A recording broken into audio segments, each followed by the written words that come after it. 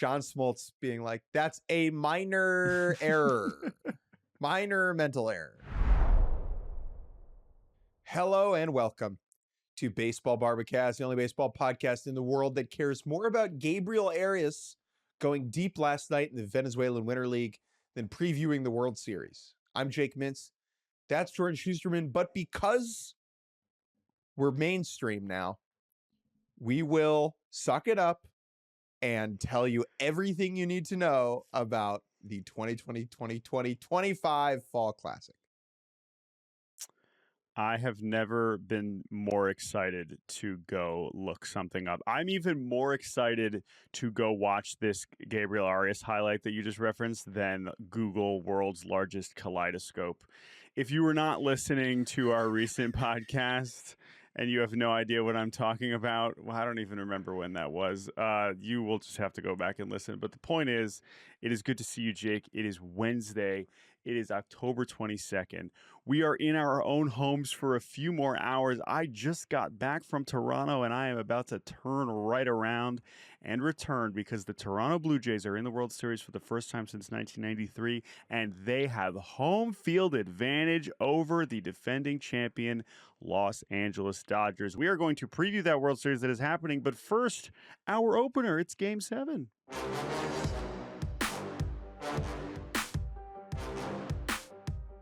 You don't know where you're going if you don't know where you've been.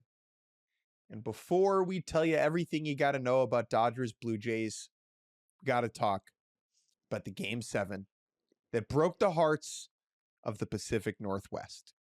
The last time we chatted, it was right after Game 6 in the middle of the night, and we were ecstatic about the prospect of Game 7.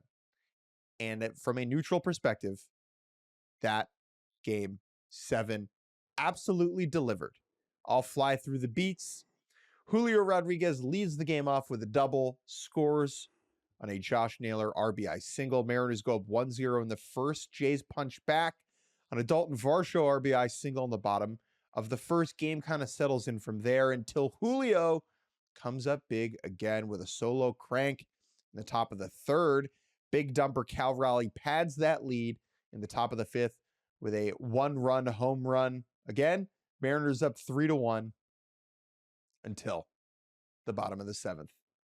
The biggest swing of George Springer's very big career, a 3-run go-ahead home run to put the Jays up 4-3, 4-3 for good.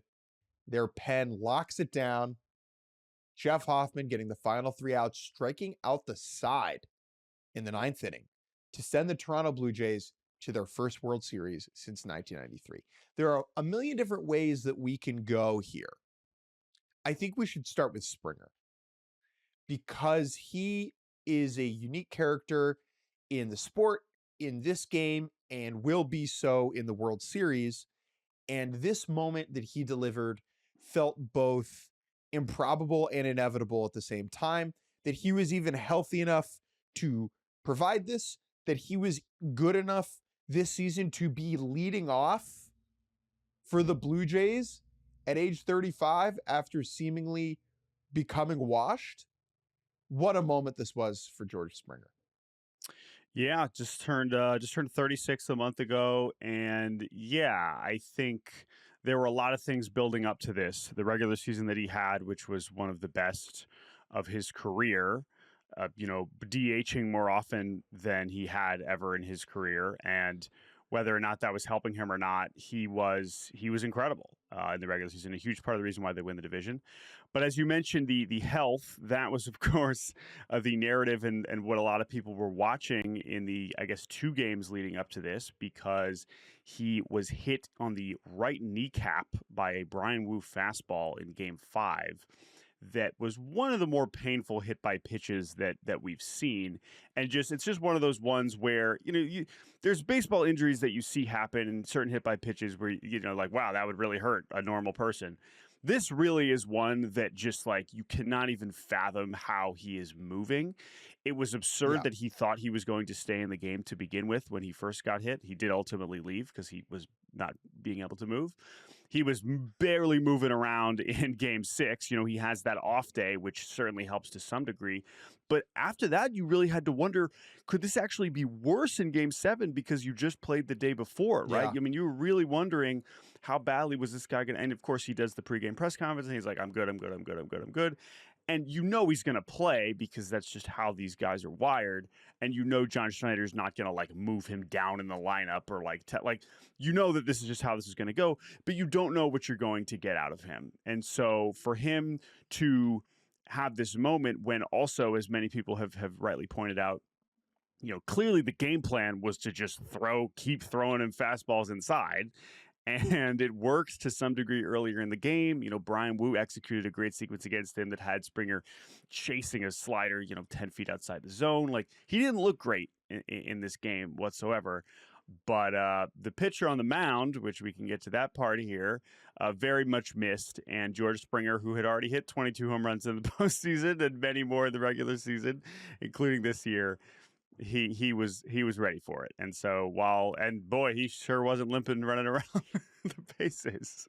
So yeah, man, it was a hell of a moment to be there for many reasons. And Springer is certainly an interesting character as we get to the World Series. But let's keep this focused on this game. Yeah, just you were there. I sure was. The noise of it. What, like? Oh boy, yeah, it was. It was a good. I mean, I posted, you know, when Gino hits the grand slam, it's the loudest I've ever heard a stadium. I mean, this was pretty close, if it wasn't more than that. Now it's a little different. The two roofs operate differently because the Mariners roof is not like fully enclosed. Whereas, you know, Rogers Center, I mean, you are inside. There's no outside element of that operation when the roof is closed. And so it's magnified. It absolutely is. I mean, we felt that, you know, in Houston and some of the other inside ballparks when you have those moments. And Toronto was yeah, man, it was incredible. So and you know, the build up to it too, right? I mean, we could talk about the actual decision, but just the pitching change to home run sequence, regardless of what the move is one of the best you have in sports. And this one was no different. Also, as you know, we talked about this when you were there for 1 and 2.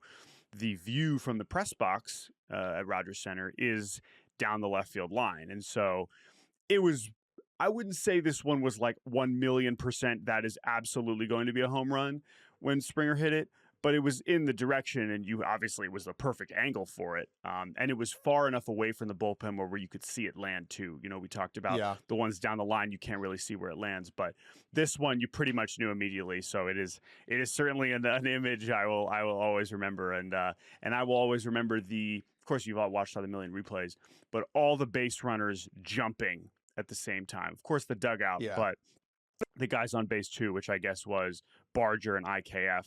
And then, of course, Springer with his bum knee just jumping up and down. So it was amazing. It was an amazing moment, but also one that I know many people think he probably shouldn't have had that kind of opportunity to have in the first place. I'll handle this. I mean, I want to share my thoughts because I assume people want to know how I feel about this, but please go ahead and set it up. So this inning begins, this crucial, pivotal 7th inning begins with Brian Wu on the mound. Wu walks Barger and then allows a single up the middle to Isaiah Kiner-Falefa on an 0-2 pitch, which, if we're talking like bad misses, was arguably worse than the Bizzardo one. I know that sounds nuts, but like, go watch the pitch. It's an 0-2 slider that's supposed to be 4 balls off the plate, and Wu just leaves it middle down. And it's like the only pitch IKF can hit. Yeah, right. Which gets at, like, Wu was getting to the end of the line here. He had already given them 2 innings. You know, he's pitching in relief, and like, evidently, and I'm setting up the point that I'm going to make, they were going to ride Brian Wu as long as they could, and this was clearly the end of it because his command was not awesome in this. I mean, the stuff was pretty good, and what he gave them, he got 7 outs because then Andres Jimenez, you know, sack bunts Barger and IKF into scoring position. But it was not like, oh, you leave Brian Wu in. I know there's some people saying like you got to leave Brian Wu in there because of how he made Springer look in the first at bat, maybe, but that was not how I felt. So they're really, you know, there are 3 moves here that Dan Wilson, Mariners manager, can make after him and his bunts, and you have second and third with one out, right? You can either leave Wu in to get Springer, which I think would have been the wrong move. You can intentionally walk Springer to get to, I believe, was Nathan Lucas. Correct. Who is lefty. You're giving up the platoon advantage. And if you want to bring in a lefty at that point, there's one very crucial factor here, is that if you walk Springer and you don't get a double play from Lucas, you're going to have to face Vlad Guerrero with the bases loaded, right? Yeah. That would be the worst possible decision to make. The last decision is to go get a reliever. And if you're just looking at those three choices, leave Wu in, intentionally walk Springer, go get a reliever, Dan Wilson made the right choice from those three options. The issue, got the wrong reliever. No question about it. Did not get the best reliever. Andres Munoz, who was not even warming, one of the best relievers in the whole sport, who did not allow an earned run all postseason. Didn't allow a hit. Didn't allow a earned hit all postseason. Earned or unearned hit. He's sitting out there, literally sitting out there in the bullpen. In comes Bizzardo and gives up the bomb on the second pitch he throws. And like the point that you made to me yesterday, which I have not stopped thinking about, is you cannot treat Game 7 like a normal game. And Dan Wilson's explanation afterward for going to Bizzardo in that spot is that it was, I'm paraphrasing, he was the guy for us in those types of moments all year. Okay, guess what? This is not a type of moment you had all year. In fact, this is not the type of moment you may ever have again. Brian Wu throwing 2 innings of relief is pretty indicative that you are in an abnormal situation, and an abnormal situation calls for abnormal action. And that would have been Munoz in that spot. Now, look, in Wilson's mind, if all things go right, you probably need to face the top of the Jays order again, right? In the 9th. You maybe want to say that you want Munoz in that spot, but guess what? No guarantee that you're not going to score again.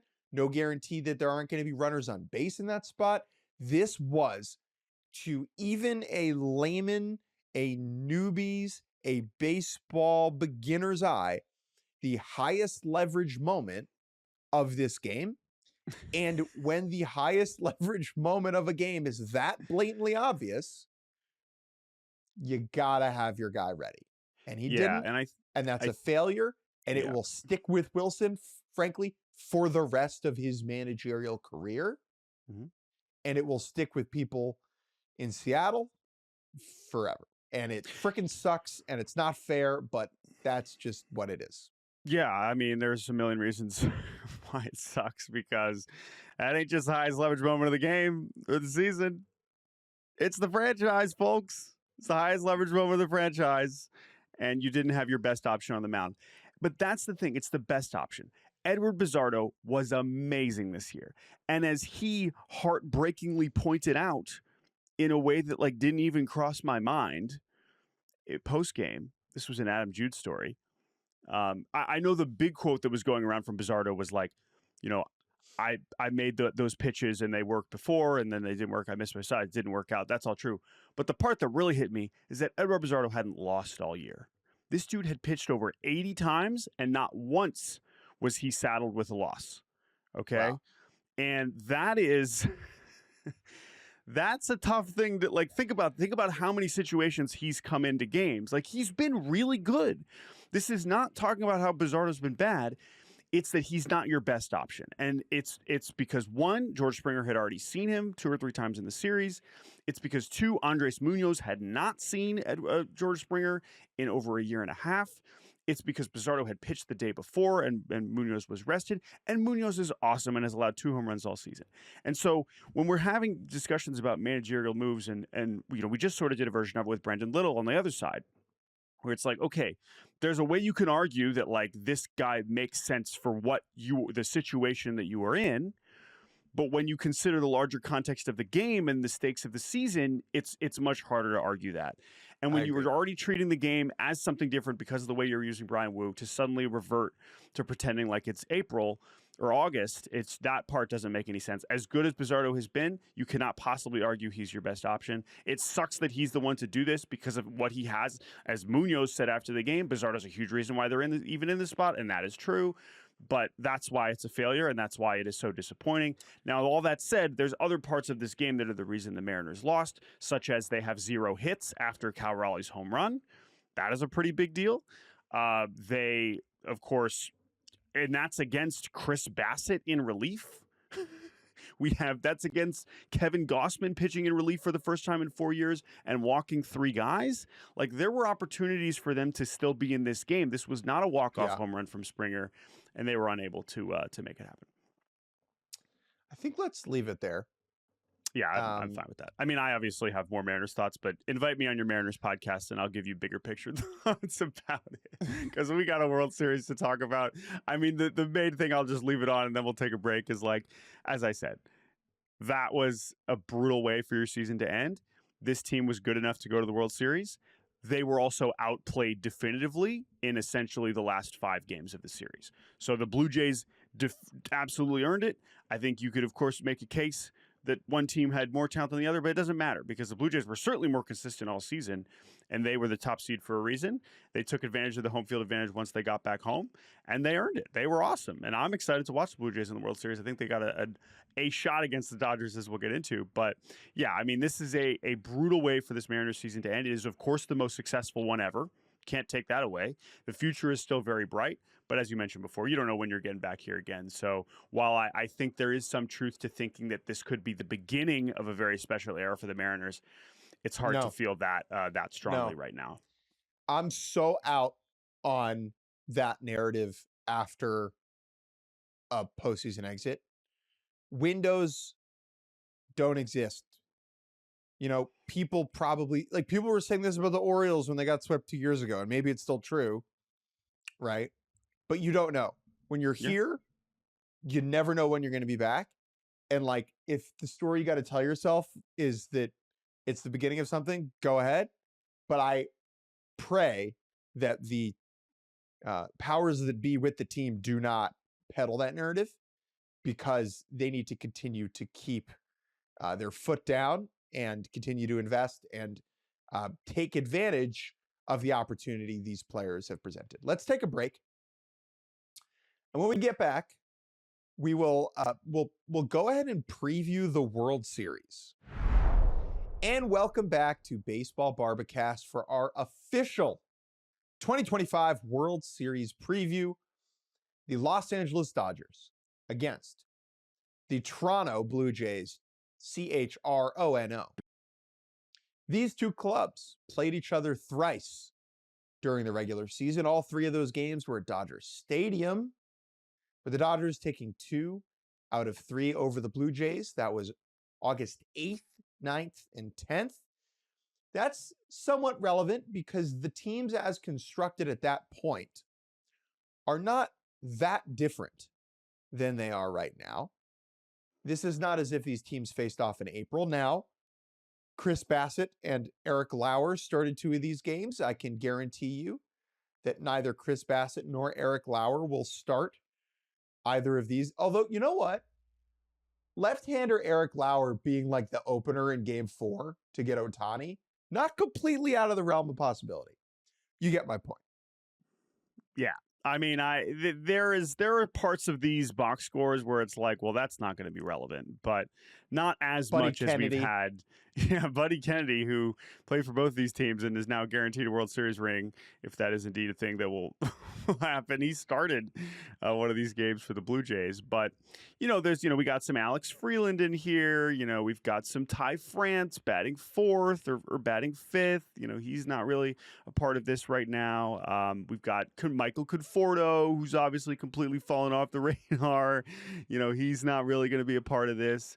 But for the most part, we do have some glimpses. We do have some glimpses of these matchups. I mean, the way that these games went is also important to where we are flying today, right? So the first 2 games of the series, the Dodgers handle the Blue Jays fairly easily. The Blue Jays had arrived in Los Angeles after scoring 45 runs in 3 games in Coors Field, and probably the whiplash of going from playing one of the worst teams in the history of the sport to playing the Dodgers was a little bit challenging. They lose 5-1 on Friday. They lose 9-1 on Saturday. Yeah. This was the Scherzer-Kershaw game. It was. It was the Scherzer-Kershaw game, was game 1 of this series. And both pitchers were pretty good. Unfortunately, Brendan Little did not record an out when he came in after Max Scherzer. I believe Mookie homered off Scherzer, and then Ohtani had 3 hits. Dodgers win 5-1. Blue Jays out-hit the Blue Jays. The Blue Jays out-hit the Dodgers 10-7 in that game, but the Dodgers won that game. Saturday was more lopsided. It was Blake Snell. This is important. Blake Snell dominates, 5 scoreless, 10 strikeouts. Chris Bassett on the mound for Toronto. Again, Alexis Diaz pitches in this game. You know, we've got Kasparius and sorry, that's the next day. I apologize. We have, or no, it is. What am I talking about? We got Brock Stewart, Jack Dreyer, and Alexis Diaz in this second game. So we're obviously not going to see Brock Stewart. We're probably not going to see Alexis Diaz, but that is who pitches in this game as the Dodgers win 9-1. And then on Sunday, this is the key here, folks. This is the reason why we are all going to Toronto. This is honestly one of the crazier regular season games we've had all season. This is Eric Lauer against Tyler Glasnow. And Lauer only goes 3 innings. Glasnow goes 5 2/3. Glasnow's pretty good. And the Dodgers bullpen is like okay to start Bonda, Robleski, Kasparius. And then Blake Treinen allows 2 home runs, back-to-back homers in the top of the 8th to Vlad Jr. and Addison Barger. And that allows the Blue Jays to take a lead. However, then in comes Yariel Rodriguez, who is terrible. In comes Jeff Hoffman, who walks 2 guys, walks in the tying run in the bottom of the 8th.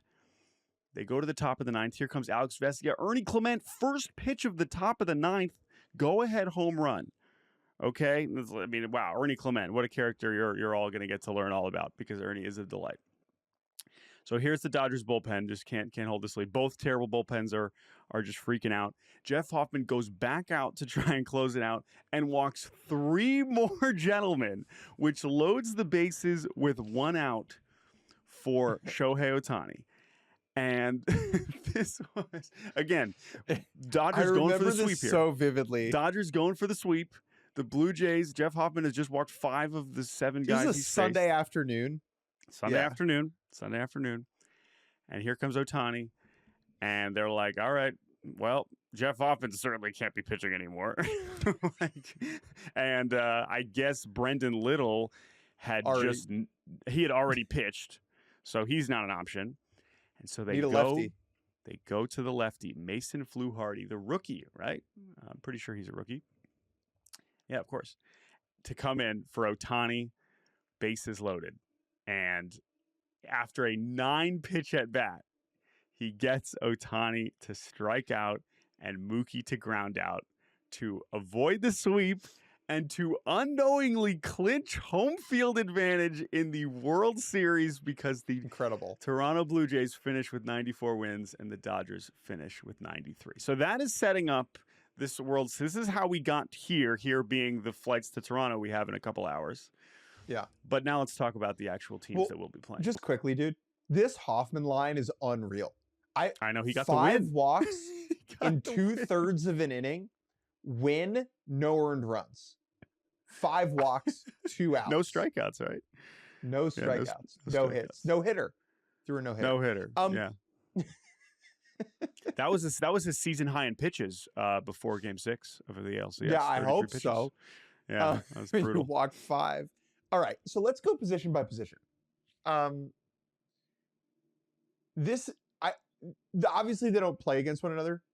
Like, Max Muncy and Ernie Clement are not actually squaring off at third base. Still, this is an interesting framework and construct to kind of look at these players and roll through these rosters. So we'll begin a catcher, where it is Will Smith against Alejandro Kirk. And I think if Will Smith was fully healthy, it would be a bit of a no-brainer for me, as good as Alejandro Kirk is. But given that Smith doesn't seem to be 100% still, he had a hairline fracture in his right hand. They kind of slow rolled him into the playoffs. Remember, they were having Rortvedt like catch the first 5 innings of the NLDS. I'm going to go with Kirk. Now, Smith did have like a high batting average during the CS. He did not have a single extra base hit, which I think is relevant. He was still striking out a lot. And I think Kirk is a little due. He was relatively underwhelming during the ALCS. Yeah. And I think he could break out here. Yeah, the one thing I would say about Kirk, he's hit some balls really hard, but he, like Cal Raleigh, looks pretty tired. And you're seeing it as much in the defense as in the offense. Like, he's definitely had some of his worst at-bats of the year. This is not a guy that strikes out. Yeah. And the bats looked a little slow. You can imagine the dude's caught a lot of innings. But so I think that might kind of balance out in terms of it, which is that's the irony, right? The whole one of the biggest stories of the Dodgers season was, can we get Will Smith to October fresh and healthy? And I think he's technically fresh, but he's not healthy. So how that balances versus a guy in Kirk who's obviously caught every inning, we'll see. First base. I would take Freddie Freeman over every other first baseman in the world leading into a World Series. But not this one. Not this one, baby. Vlad Jr. forever. This is the best hitter on the planet right now. He is as locked in as it gets.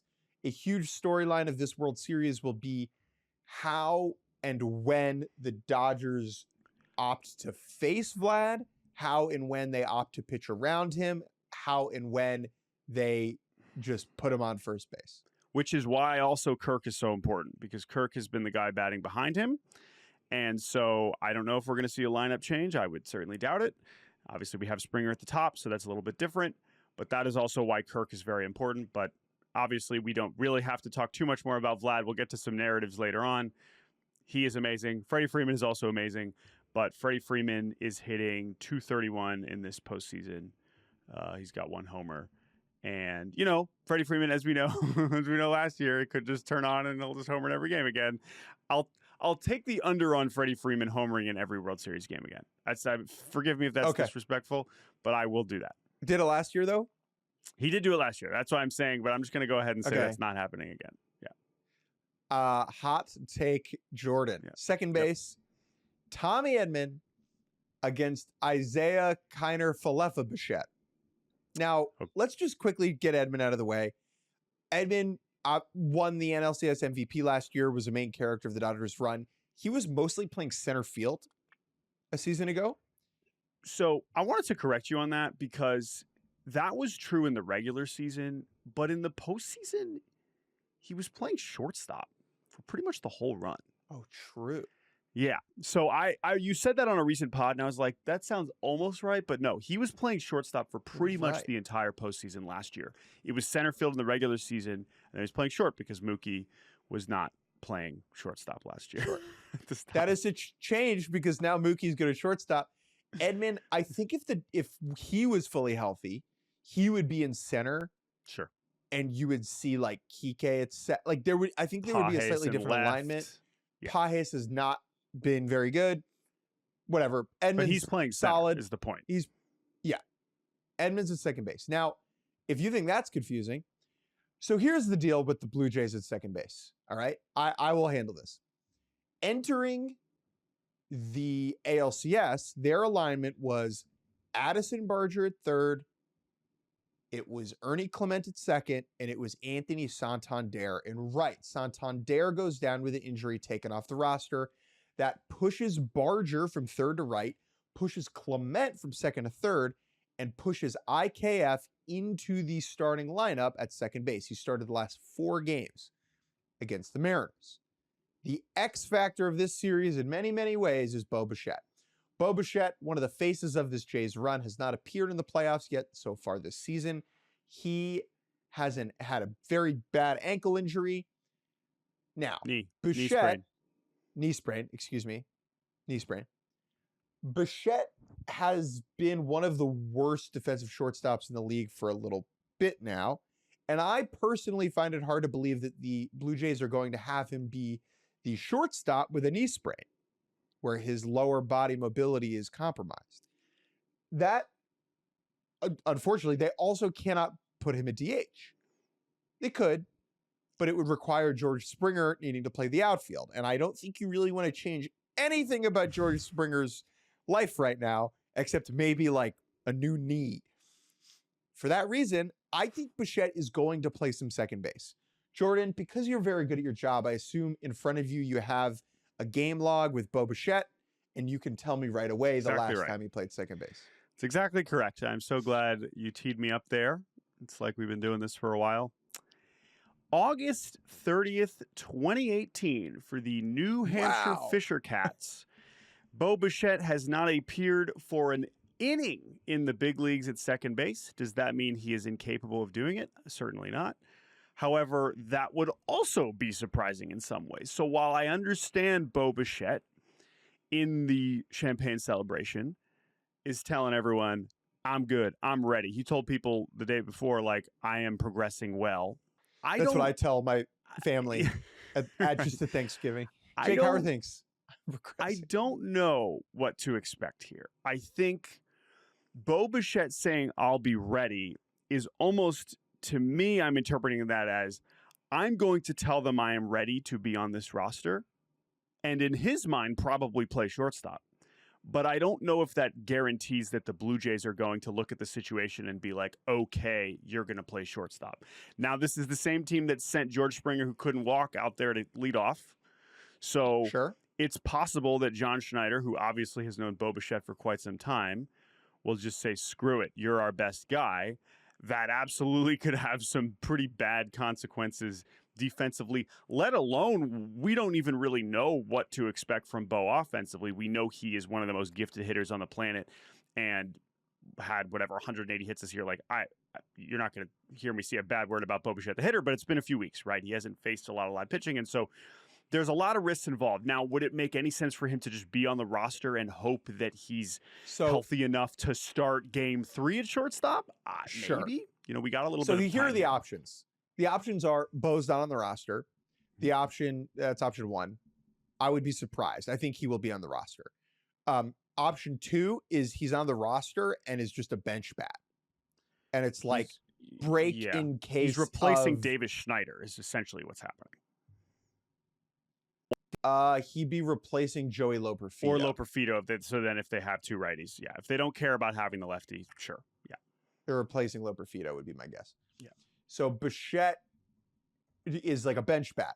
Option 3 is he starts the series as a bench bat and works his way into the starting lineup. And then option 4 is he gets a start at either second base or shortstop. Part of the reason I can envision him being at second is like IKF stinks, right? Is like not right now. I mean, I agree with you, but he's been hitting, and like this is another one where it's like they're gonna ride with the guys that have been playing. It'd be one thing if IKF was 0 for 25 with 25 strikeouts. It's really weird. And the thing about because the bench right now is Tyler Heineman, the backup catcher, Davis Schneider, Loperfido, who replaced Santander, and then Miles Straw. So you wouldn't have a lefty on the bench Heineman's a switch hitter, but that would be a roster decision that you would be making. If I Bo think starts that's less. on the bench. Not having a lefty on the bench is interesting and understandable more against the Dodgers bullpen where it's all mostly lefties except for Trinan and Roki. So I think that is how they go about it. Okay, let's keep moving. Third base, Max Muncy against Ernie Clement. This one is great because these dudes go about it in like completely opposite ways. More different. Could not be more different kind of players. Yeah. Right. Muncy is built like a potato and either strikes out, walks, or goes yard, just gets the job done defensively. Ernie is out there making contact with his beautiful swimming pool eyes. He has been unbelievable in this postseason. I believe he has the second highest batting average behind only Vlad.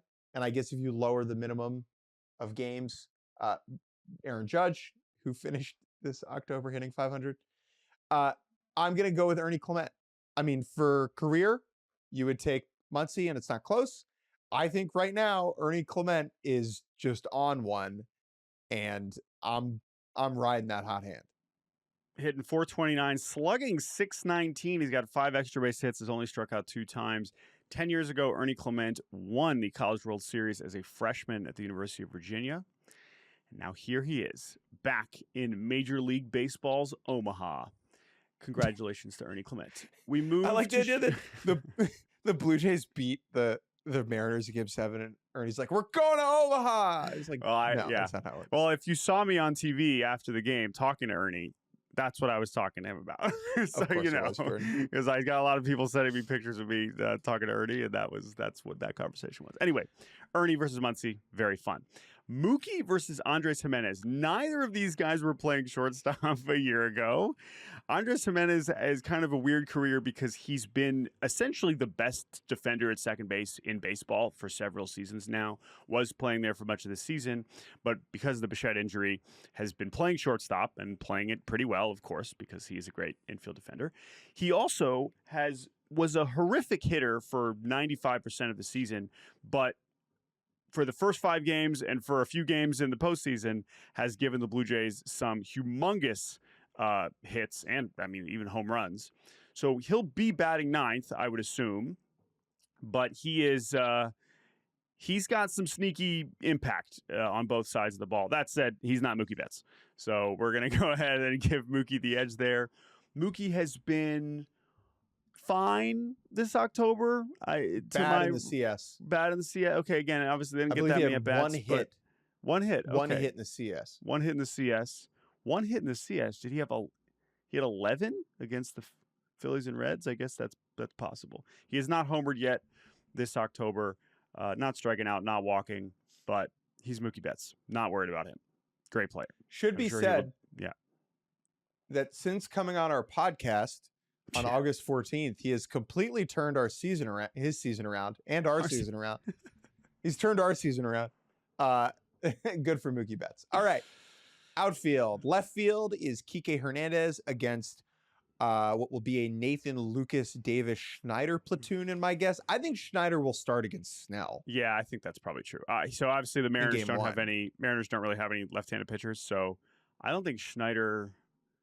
Oh no, I guess he did start. He started the second game. I didn't even realize that. Because I believe Lucas hurt his Lucas fouled a ball off of himself. Lucas, but he did not appear in games 3 through 7 at all. He'll start. I think they'll have him start in that first game. It could be Miles Straw. I think that is worth just keeping in mind in left. Either way, you're going to go with Kike here. Lucas is kind of a ball knower's delight as a character in this World Series. Is like a minor league grinder who looks, with sunglasses on, looks a lot like Bryce Harper. Ooh, interesting. When you're wearing sunglasses and when he's wearing sunglasses, like you both need to be wearing sunglasses in order for him to really look like Bryce Harper. But he does. You can keep thinking about it. Okay. I was just say, obviously roof was closed for most of the games I was seeing, so I'm not sure how much I've seen Nathan Lucas wearing sunglasses. But I will keep that in mind as we go to Los Angeles, I guess. Presumably he will be wearing sunglasses out there, and I will try and verify that very, very weird take. Jake is now showing me a picture of Nathan Lucas with sunglasses on his phone. It is kind of blurry, and I sort of agree with him. Thank you for sharing that. The only thing I'll say about agree with me. The only thing I'll say about Nathan Lucas is there is an element of like, why wouldn't Vlad Jr. just be batting second? Nathan Lucas hitting second is very odd. It should at least be Varsho, I think. Well, I whatever. I don't even think you should be thinking about who it should be. It's like, presumably you would want Vlad Jr. hitting more often. Just put the righties back to back. Yeah. Now, again, it hasn't burned them yet. They're fine. They're in the World Series. Maybe they win the World Series. But there is an element. There's like been moments throughout the series or the postseason where like it happened. I was sitting with Chelsea Janes in Toronto, and we're looking at each other like, wouldn't it be nice if Vlad was up now? Right. Like if a game ends with Lucas up and Vlad's on deck, like we will be talking about it. Yes. Kike is the best pest. You know the deal. He'll hit a big homer. It'll happen. He'll hit a big homer. Like this guy's great in October. What does that mean? Who knows? Small sample size. You know who doesn't have a small sample size track record in October? Kike Hernandez. I feel pretty good about him raising his game. Center field, Andy Pajes against Dalton Varsho. This might be the biggest gap for me. of any of the positions. Varsho is amazing. Just won his first Gold Glove last year. Paje is not a great defender in center and has been pretty bad offensively, I think, in October. Varsho has been right in line with his regular season numbers. OPS a little bit above 800 for him. Any more thoughts on that? I think we can keep flying. Right field, Teoscar Hernandez against Addison Barger. Two guys who hit the absolute snot out of it. Two guys who are not going to win Gold Gloves in the outfield. I think is disagree. Barger has had some weird moments because he's not a natural right fielder. One of maybe the best arm. He's got a great arm. Yeah, and like he's made some nice plays. He's better than Teoscar. Yeah. I feel very confident saying that. Okay, and I'm sure. I'll stand up for Addison Barger. He is one of the most. He's an incredible athlete, and like he's a player I'm excited for. I hope he has a moment because he's been very, very fun to watch. And also, like Teo is like actively very bad in a way that I don't think Barger. Teo was like a bottom 10 defender in the league. I think if Addison Barger was an outfielder for his whole life, he would be fine out there. I think that in LA, with the weird sun at 5 o'clock, true, could envision like a ball down the line, and Addison Barger just doesn't see it. Sure. I don't know if you remember, Jordan. He did lose one at Yankee Stadium. He did in the ALDS. All right, I'm looking forward to his batting practice at Dodger Stadium. That is going to be a delight. Designated hitter. Mm-hmm. Shohei Ohtani, George Springer. I'm going to say, we didn't pick Teo or Barger. I'll take Teo, I think, just because of the track record. He's been here before. Ohtani versus Springer. Toss up. Now, if you're saying full player, it's Ohtani because he pitches as well. If you're saying who I want to hit for my team next season, it would be Ohtani. Who I want on my team for the next 15 days or whatever, this is a toss-up, dude. As a hitter. I'm so like Springer is amazing. And Ohtani, besides the single greatest performance in the history of the sport, if you overlook that part, great. If you overlook his 1,300 feet of homers while he pitched, that's true. That's a good point. That's true. You're right. If you do just slide that to the side, you're right. You're right. He has been if you forget about that. I mean, I know what you're getting at. Obviously, Ohtani has looked pretty bad at times. It's not about that for me. It's really not about that for me. It's just like at the end of this World Series, what are the odds in your mind that Ohtani has a better OPS than Springer? Like 60%? I mean, dude, like Springer's going to be facing some decent pitchers, including Ohtani. Obviously, as the whole player, you take Ohtani because you know what? Again, fine. This is a very basic, like not really that interesting bet, but yeah, I'll go Ohtani. I'll do it. I'll say I'll take Springer. We'll go OPS, World Series OPS, Ohtani versus Springer. I'll go Shohei. And that's more about Shohei than me doubting Springer. But Springer, we're going to get to him a little more later. This is obviously a very fun one. For sure. Here's one that's no debate at all. Rotation. Snell, Yamamoto, Glasnow, Ohtani against Gossman, Trey Savage, Shane Bieber, Max Scherzer. You could argue that you would take all 4 of the Dodgers pitchers over all 4 of the Jays pitchers. I would not argue that because I think Kevin Gossman is better than Tyler Glasnow. But you could argue that. And so this is the Dodgers by a mile. How their rotation shows and if they can continue what has been a historic run of dominance, that is one of the bigger stories of the World Series. Bullpen. Bullpen is very interesting to me because the Dodgers bullpen has received a lot of flack last couple of weeks. They have not been forced to or sent out there to pitch a whole lot because of how deep the starters have been working. That has hidden some of the warts, right? You are only as good as you are or bad as you are as allowed to be. And this bullpen has simply not spent that much time on the mound. So I would say the top 5 guys for each, you could do this in a lot of orders, but Roki Sasaki, Blake Trinan, Alex Vesia, Anthony Bonda, Emmett Sheehan against Hoffman, Varland, Sir Anthony, Fluharty, and I have Brandon Little on here because of the lefties. Oh, he'll be on the roster. There's no way he'll he's be on the gonna roster, be there. and I think he'll play a role in this, and Toronto will freak out. Hoffman seemingly being back and amazing is a big deal, and I think. Go ahead. I'm torn on that one because like the story of his season is just it has gone on and off in a freaking blink. And so he did absolutely look tremendous at the end of the series against Seattle. But obviously, as soon as he comes in, they're going to show the highlights of him walking 5 Dodgers. So again, the best version of Hoffman is absolutely, the Dodgers' best reliever, or, one of, if not clearly. So I just don't know. He's someone, as much as I am rooting for Jeff to be awesome again, that one I'm not 100% certain because it's just been so hot and cold. A way to think about it, right, is you have to face the other team's top hitters 4 times, maybe 5, right, in any given game. Who's doing that in a close game? Let's just say it's tied, right? For the Dodgers, you probably envision whoever the starter is getting 3 times through.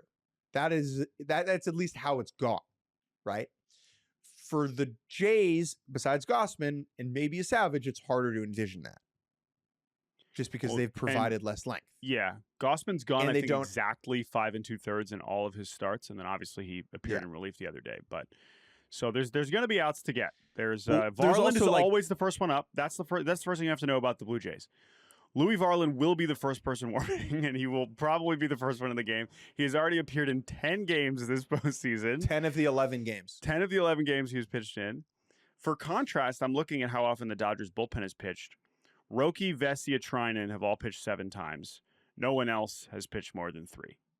So there's your circle of trust, for better or for worse. Now, I think Bonda becomes relevant here in this series to go get Varsho and Barger. Dreyer particularly also, maybe. Barger. Yeah. Dreyer, also true for Dreyer, but it seems that if Bonda was higher in the pecking order, he got more chances there at the end of the NLCS. Then on the flip side, right, we're going to see a lot of Fluharty. We did not see a lot of Fluharty against the Mariners because the Mariners don't really have that dangerous left-handed hitter. No, and they're switch hitters. They're switch hitters. That's the thing, right? Unless you're turning around Polanco or Cal Raleigh, which backfired both times they did it. That's not a thing. Obviously, the Dodgers, it's a different story. Manager. Great contrast here. Innocence versus experience. Tactical acumen versus run through a wall for me, boys. John Schneider has had questionable strategic moments in these playoffs. He has made up for that, whether with luck or by getting his boys behind him. I think Schneider is a bit of an acquired taste around the game. I value and appreciate his brutal honesty up at the podium. You're like, hey, what do you think about this? He will usually just tell you. Dave Roberts, similar in that regard, where Dave is probably more honest than you would want the manager of the Dodgers to be. Whereas like most of the summer, right, you'd be like, Dave, what do you think about Roki? He'd be like, nope, Roki Sasaki, not even thinking about it. Not good enough. I think that's true. Not good enough for us until he is. Roberts having been here all the time is a big deal. This is his 5th trip to the World Series. Okay. Jeez. Schneider had not won a playoff game before this year. Yeah, it's a great point. And I think that Roberts, that is an important edge. I think that Schneider benefited from getting to go up against Dan Wilson in the CS. Now, Schneider should get some credit for what was a masterclass in that ALDS game 4 against the Yankees. Like, he did a great job at handling the bullpen in that game. I'm going Roberts here. I'm not sure how you couldn't. Just as far as managers go, I just trust the ones that have been there before to not be overwhelmed by the moment. Yeah, also, like, the Dodgers roster, for better or for worse, has kind of simplified things for Dave. Because, now, again, if it goes wrong, it's a little different. if one of these starters has a bad outing, now we do have to start seeing Dave Roberts doing some serious managing and having to put someone out on the mound. He hasn't had to put, and even with barely having to cover any innings, as we saw more so against the Phillies than the Brewers, right? Against the Brewers, we weren't really sweating, but against the Phillies, like there were moments where it was like, oh God, is this the right? Because even when you had barely any outs to get, so that is very much still in play here.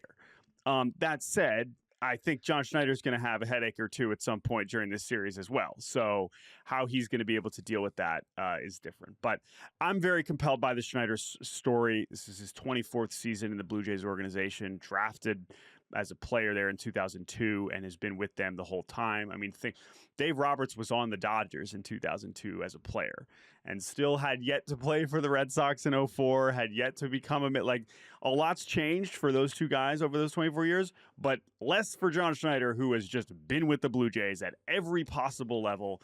And now here he is in the World Series, which I think is pretty freaking cool. All right, Jake, we're going to take a break. When we return, we're just going to start firing off some narratives, rapid fire style, for this World Series, and then we will say goodbye. And welcome back to Baseball Barbacast. The World Series is great for narrative creation. Some of these are real, some of these are fake, some of these are fluff, some of these are fun, but they all exist, at least in our minds. What we're going to do is we're going to go back and forth and just blurt out a narrative for this World Series. And Jordan, you can go first. I'm going to pass up on Ohtani against the Blue Jays. Oh my God, Shohei on a plane to Toronto. I'm actually more compelled by Roki against the Blue Jays.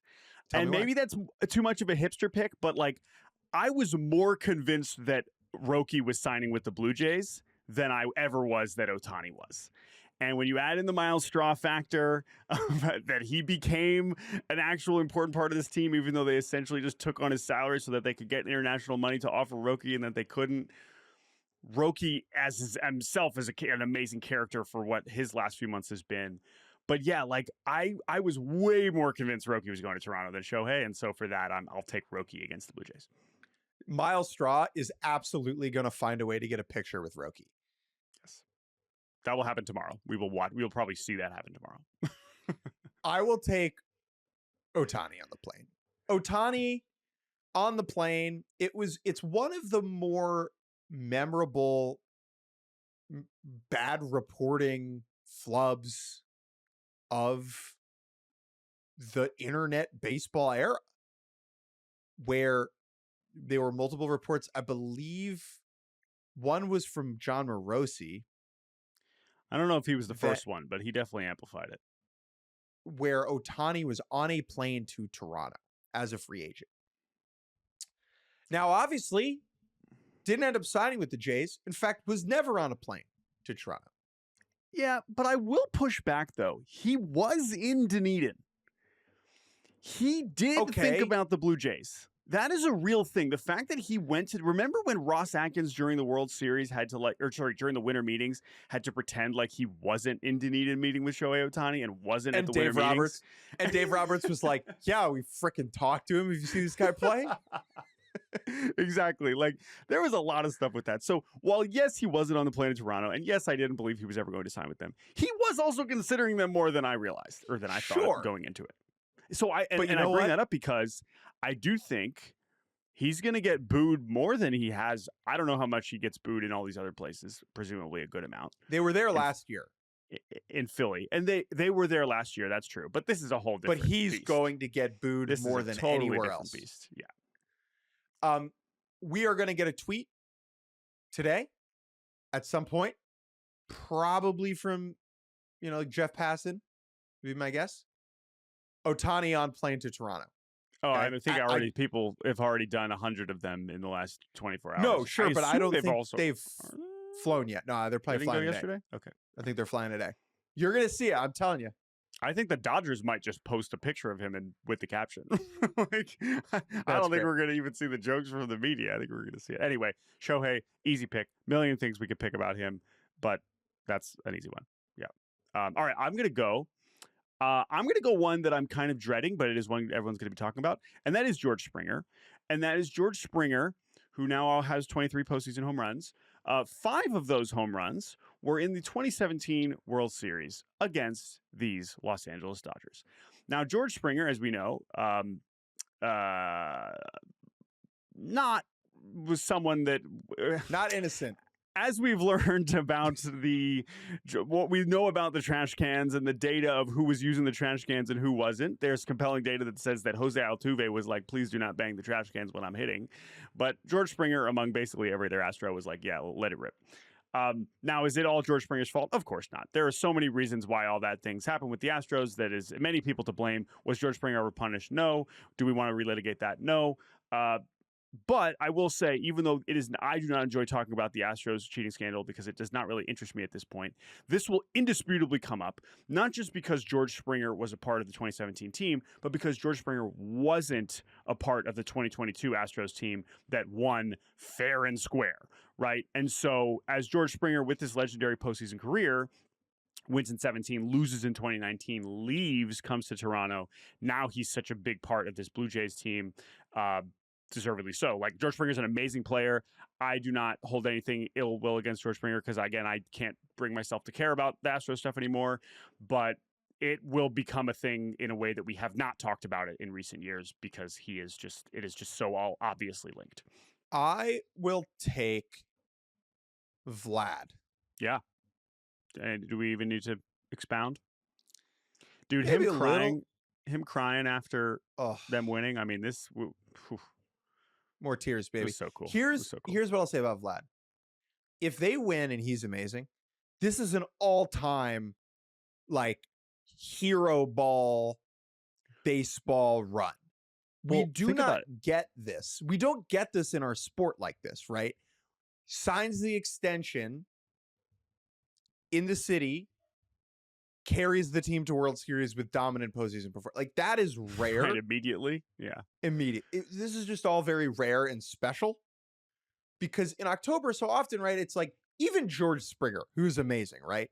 George Springer is not the face of the franchise. And often in the playoffs, like some other rando or the third best player on the team gets really hot for a 2-week, 3-week stretch and like carries the team, right? That's even true. Like when the Yankees went to the World Series last year, Giancarlo is amazing. He's a Hall of Famer. It's Judge's team, right? And so for like when the guy on the team does the thing, it is special, and that's what we're witnessing. Well, but it's all of that is also true. But what's even more important is that winning. I mean, you look at some of the best postseason performances of all time. Most of them are not most of them. A lot of them are losing efforts. Randy, right?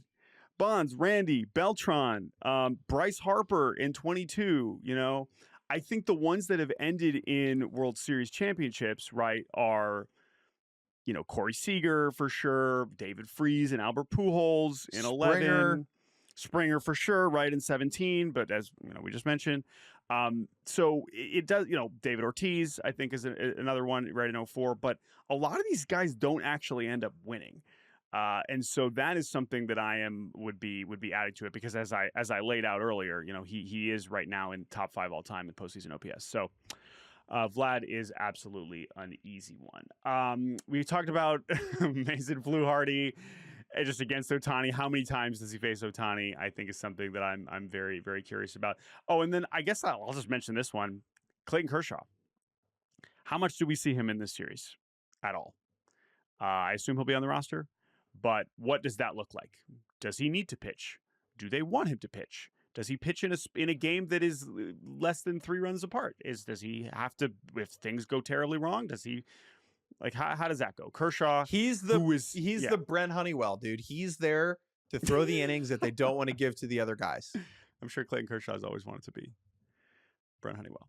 I'm sure no, it's a huge deal, though. It's a huge deal, though, because this dude obviously did not pitch last postseason, and there is at least a path for him to pitch this year in the World Series. I will take the contrasting styles of the Dodger rotation in the Toronto offense. No lineup in baseball made more contact this year than the Jays. Yep. No pitching staff in baseball has had a higher whiff rate like since the start of August. So that's like this actual group of Dodger pitchers. than the Dodgers, and it's by a lot. And you include the postseason, it's by a ton. They're getting a outrageous amount of whiffs. It's like an under 70% contact rate since the start of August for hitters against the Dodgers rotation, which is remarkable. And the Jays make a ton of contact. How does that play out? Very interested. I will then just do the obvious. I'm going to kind of loop some together here, just to kind of wrap us up. You know, I'll leave U.S. versus Canada on the board, although I'm not sure we want to talk about that. I'm just going to go with just Dodgers ruining baseball. Dave Roberts leaned into it after sweeping the Brewers.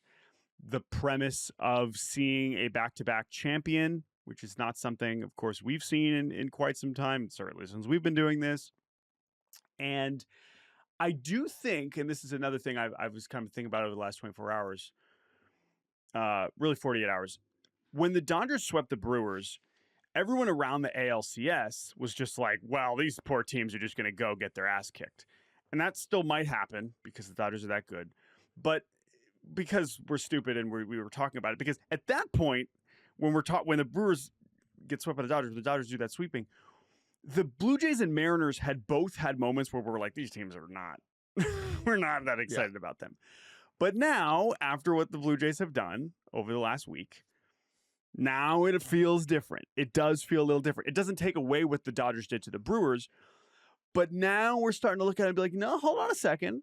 Blue Jays got a shot. Blue Jays got home field. Blue Jays match up well. Blue Jays have Vlad. Blue Jays have, so and so and so. Blue Jays have Vlad. And I'm not saying that that's not, that I don't buy into some of that as well. I think that we could get a real series. There's also a world where it reverts back to what we all assumed. And if that does happen, we will be having some very interesting conversations here in a week. 2 more for me. I will take Kendrick versus Drake. Oh, boy. One of the largest hip-hop beefs of all time. Drake from Toronto, Kendrick from LA. Do either participate? Does this get reignited in any meaningful way? Or do they both just sit this one out? I think they do. I don't think that Drake wants to re-engage Kendrick in any meaningful way in an artistic form. And I frankly don't think the World Series is reason enough for Kendrick to re-engage Drake. I think that this passes without either involving themselves. However, if the Dodgers win, I think we get like a Kendrick Not Like Us performance. That's what I'm saying. I think I could see it becoming more relevant after it's over. I do not see it being a thing as much during the series. I think it's a thing culturally. I just don't think either of them involve themselves. Does John Smoltz mention it? Does John Smoltz reference either person at any point? John Smoltz being like, that's a minor error. Minor mental error. My last one is Don Mattingly, which cannot be more different. This is a good one that I didn't end up obviously writing about it, but it is pretty amazing. So. Don Mattingly has been in baseball for a long time. He has never been to the World Series, which sounds impossible. Yeah. Considering he played for the Yankees and managed the Dodgers, he has never been to the World Series. This is his first trip. He is the bench coach for the Blue Jays. And it's an easy thing to root for. And I'm happy for Don Mattingly. Yeah. And against the Dodgers, no less. So, all right. Those are our narratives. What are we forgetting? I'm sure there's 100 other things. I'm sure there's stuff once we get to Toronto and Media Day, we'll be like, oh, that's going to be important. Right. Justin Dean. Oh, Justin Dean's awesome. I talked to him a lot. Awesome guy. Love Justin Dean. Will he have a moment? We will see. All right, Jake, do we need to go? Listen, there's a lot of stuff going on right now. Tony Vitello still not hired and or turned the Giants down. There's very, very funny stuff happening with that. I don't know if have you followed any of this? Yeah, like is he at practice? Well, no, but so there's Tennessee fans creating fake Giants fan Twitter accounts and tweeting about how much they don't want to hire Tony. Dude, it's basically MLB like fans are not. They're not ready for the SEC hijinks. It's just a different. So funny. So it's a anyway, different skill set. And I also wonder, like, if they do hire him, like, right, like, are people going to be rooting? Are Tennessee fans going to be rooting for or against him? All the Tennessee fans are going to be Dodgers fans. Yeah, I don't know. I'm not really sure how I see that. Anyway, the Tony V stuff lingers on for sure. The Angels hired Kurt Suzuki. I'm still kind of wrapping my mind around that one. And yeah, is there anything else you want to make sure we hit on here before we say goodbye? Women's Professional Baseball League, which I went to the tryout. They picked their 4 cities for the first season: Boston, LA, New York, San Francisco. I think they're going to play in one single site for the first season.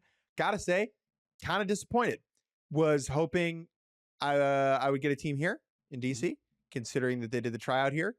I was not expecting for you to get a team in Oberlin, but I thought I was going to get one here, and I didn't. And don't love that. Yeah. Well, but I well, understand why they picked it this way.